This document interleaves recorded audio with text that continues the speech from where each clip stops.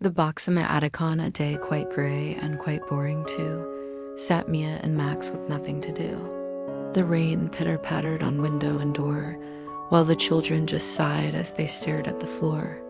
"I'm bored," grumbled Max as he twirled his toy cars.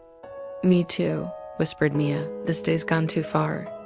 Their parents were busy with grown-up affairs when a thump from above gave them quite a scare.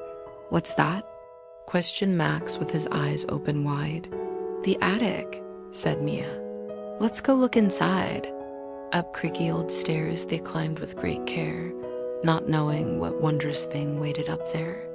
In the dust and the cobwebs, beneath a blue sheet, sat a box of bright colors, quite tidy and neat.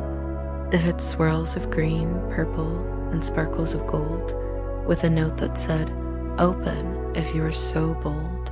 "Should we open it, Mia?" asked Max with a frown. "Of course," replied Mia. "Let's see what we found." So they lifted the lid just a teensiest crack when whoosh went the air as they both tumbled back. The walls of their home began melting away. The floor turned to grass where they once used to play. Giant trees sprouted up through the roof with a crash, and the rain turned to sunshine in just one bright flash. "Oh my," shouted Mia, now standing in awe, for their house had transformed to a jungle they saw. Bright birds flying high, monkeys swinging on vines, in a path made of stones with mysterious signs. "Hello there, young friends," came a voice from behind. They turned quick as lightning to see what they'd find. There stood Zibby the Zebra in a bright purple hat, with a bow tie of orange and shoes that went tap, tap, tap. "I'm Zibby," he said with a bow and a smile, "and I've come to guide you for mile after mile. You've opened the box, and the game has begun. You must solve all the puzzles before day is done. But we want to go home," Max said with a pout. "We didn't mean for all this to come about. The only way back," Zibby said with a wink, "is to follow the path and to carefully think."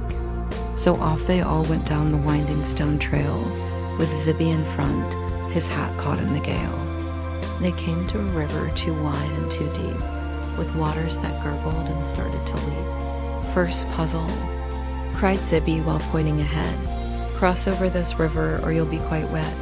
The children looked round for a bridge or a boat, but nothing was there that could help them to float. Then Mia spotted stones poking out from the stream.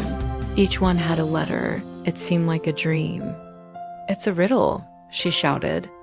"We need to spell out a word that means crossing without any doubt. But R-I-J-G." They shouted together with glee, and the stones rearranged so a bridge they could see. Across they all skipped to continue their quest. "2 more to go," Zibby said with great zest. The second challenge came deep in the wood, where trees whispered secrets as old as they could. A door in a tree trunk was locked up so tight, with symbols and buttons that glowed in the light. "We need to press buttons in just the right way," said Max as he studied the curious display. "Look at the colors," said Mia with a smile. "They match with the box that we found in our pile." Green, purple, and gold they pressed in that order. The door swung wide open with magic and wonder. Inside was a garden with flowers so tall, they tickled the clouds and made raindrops fall.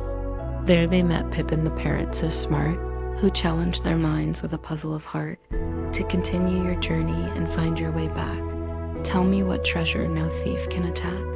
The children thought hard as they pondered this test. What treasure is safe when locked in a chest?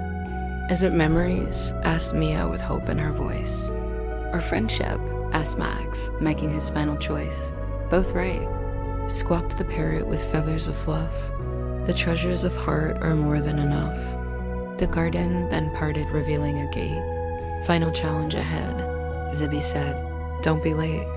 The last puzzle waited at the top of a hill, where the box they had opened was waiting there still. But larger it was, almost reaching the sky, with the lid open wide like a mouth to the sky. "To close it," said Zibby, adjusting his hat, "you must think of your home, just as simple as that. But truly remember what makes home so dear, the love and the comfort, the people so near. So Mia and Max closed their eyes very tight.